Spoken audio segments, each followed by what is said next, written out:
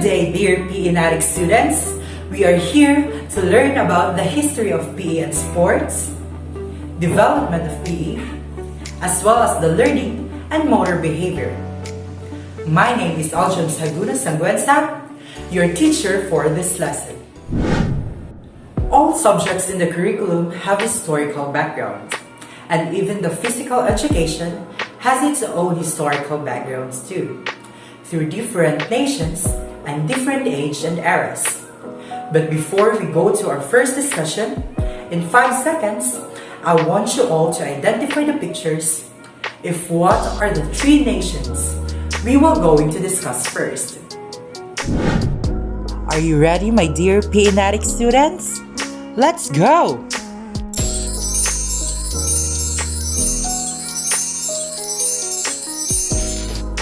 That's right! The history in the Egypt, Greece, and Rome are the first 3 nations that I will going to discuss first. First is in the Egypt. In the ancient Egypt, they believed that our life is full of physical activities. Boys in the Egypt were instructed to use war weapons such as bow and arrow and lance and shield, while women danced for the royal entertainment. Egypt also contributes some physical activities such as swimming, wrestling, and board game called Senet. Next is in the Greece. The ancient Greece is divided into 2, the Sparta and the Athens. In Sparta, their main objectives was only to contribute a strong and powerful army. In Sparta, boys at the age of 7, they proceed to the barracks under Paidonimus Supervisory or their teacher, in which the educational program called agoge. Swimming, running, fighting, wrestling, boxing, ball games, horsemanship, archery, discus, javelin, and field marches were all the training in agoge. And when they become 20 years of age, they took oath of allegiance to Sparta and went into actual combat, where they engaged themselves into intensive military warfare until the age of 50. While in the Athens, PE was associated to philosophy, music, literature, painting, and sculpture. Basically, they are more focused on the educational approach. In Athens, at the age of 6 years old, they started schooling at Palastrae, in which the Paida tribe or their teacher teach them various physical activities, exercises, and games, while the youth attend at the gymnasium to train gymnastic skills with a guide of their gymnasiarch or their chief official at the gymnasium. The next is the history of PE and sports in Rome. In Rome, their primary goal was to maintain their health and their personal hygiene. Thermae is their facilities for bathing. It usually refers to the large imperial bath complexes with provisions for exercises. While Campus Martius, which is the name of their province, was the replacement of the gymnasium after the conquest of Greece. In Rome, spectacular gladiatorial combats, which is the fight between the slaves and prisoners, were held at the venue of event called Colosseum, while horse and chariot races and other large-scale entertainment were held at the Circus Maximus. Claudius Galen became known in Rome, for he was the first to incorporate medicine and biomechanism into the science of exercise. Upon knowing the history of PE and sports in Egypt, Greece, and Rome, now I will next discuss the development of PE. But before we proceed, I want you all to identify the pictures in 5 seconds if what are the 4 countries we are going to discuss next. Are you ready, my dear PE Natic students? Let's go!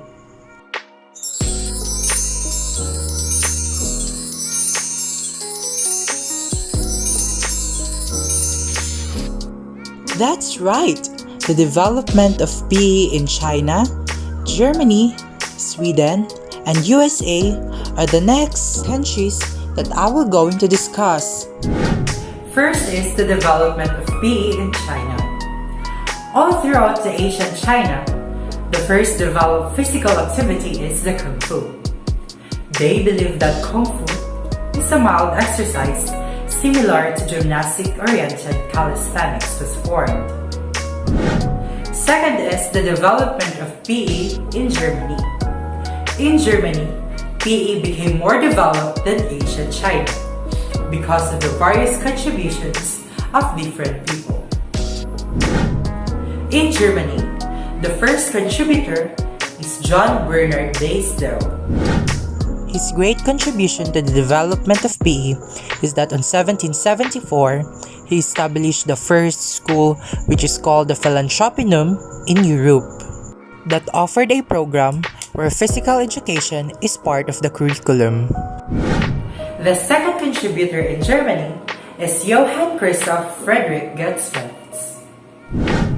His great contribution to the development of PE is by legitimizing the physical education profession that made him to become the grandfather or the real founder of physical education in Germany. The third contributor in Germany is Frederick Ludwig John.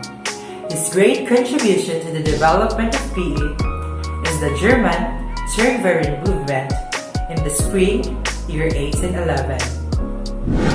This movement made him to become the father of physical education in Germany. He also believed that the practice and love for gymnastics in physical education is a means of aiding the growth and development of children. The fourth contributor in Germany is Friedrich Wilhelm Froebel. His great contribution to the development of PE is by establishing the theory of play. He explained in his theory that the play, in a form of physical education, was a wonderful method or mechanism for stress reduction, character building, and in moral development method. The fifth and the last contributor in Germany is Adolf Spies. His contribution to the development of PE is by creating the marching exercise.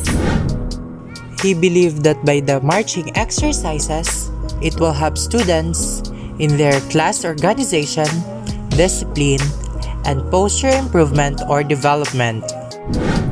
Next is the development of PE in Sweden. The first contributor in Sweden is Per Henrik Lee. His great contribution to the development of PE is by establishing the Royal Central Institute of Gymnastics that trained and prepared the educators in three categories of gymnastics. And that are the category of education, military, and in medical, with these three objectives, which are to develop the body to its fullest extent, to restore health to the weak, and to make the country strong to protect against the aggressor. With this great contribution, he became the founder of Swedish Medical Pedagogical, or the art of teaching in gymnastics. The second contributor in Sweden is Lars Gabriel Branting. His time was just spent more in medical gymnastics. And so his contribution to the development of PE is by explaining and emphasizing that PE is really contribute to the muscular, nervous, and circulatory system of a human body. The third and the last contributor in Sweden is Hjalmar Fredrik Lee. His great contribution to the development of PE is by creating the Organization of Educational Gymnastics, or the hierarchy of gymnastics in physical education. The last is the development of PE in the USA. The greatest contribution of the United States in the development of PE is the development of having rules and regulations in the popular games in the United States. And that was all the contributions of each countries to the development of PE. Now, the next discussion that I will going to discuss is all about the learning. So, what is learning? Well, various people gives their own definition about the learning, but the most precise and short definition is according to the Philippine Normal University on 2019, that learning defined as a relatively permanent change in behavior and performance as a result of practice or experiences. So basically, it's essential to our existence because it's a process or the acquisition of gaining knowledge that you've learned through studying or through your experiences or practicing. Before we proceed to our next discussion, with these two pictures, I want you all to complete the word below it in 5 seconds. Are you ready, my PE students? Let's go!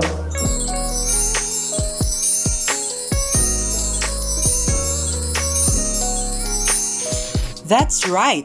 The two pictures are all about the motor behavior.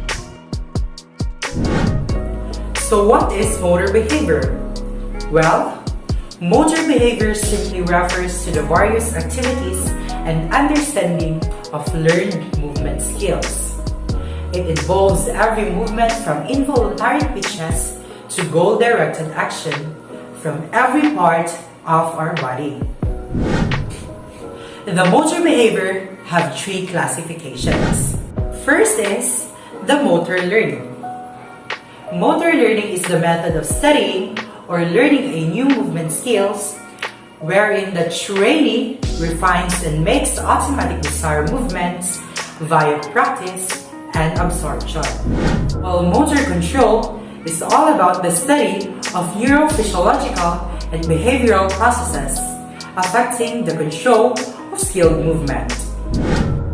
And the last classification is the motor development, which are the results or the changes that brought by the movement behavior throughout the lifespan.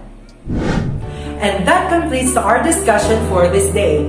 I hope you've learned a lot in our discussion about the history of PE and sports, the development of PE, the learning, and the motor behavior. Again, this is your teacher, Aljam Sagwensa, saying, physical education is the only subject that makes your heart race. Thank you, and God bless us all.